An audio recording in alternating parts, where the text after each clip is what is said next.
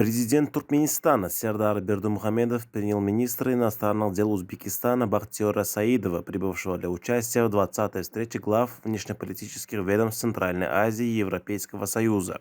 Бахтиер Саидов передал главе Туркменистана и национальному лидеру туркменского народа, председателю Халк Маслахаты, герою Аркадагу, теплые слова приветствия и наилучшие пожелания от имени президента Республики Узбекистан Шавката Мирзиёева. В ответ президент Сердар Бердымухамедов выразил уверенность в продуктивности визита и подчеркнул важность укрепления двусторонних отношений, основанных на добрососедстве. Отмечена успешная координация стран на международных площадках и перспективы расширения партнерства в экономике, энергетике, транспорте и сельском хозяйстве.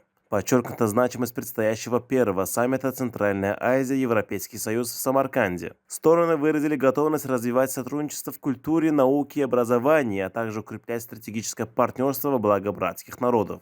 В завершении встречи президент Сердар Бердымухамедов и министр иностранных дел Республики Узбекистан Бахтиер Саидов пожелали друг другу крепкого здоровья, благополучия и дальнейших успехов в работе.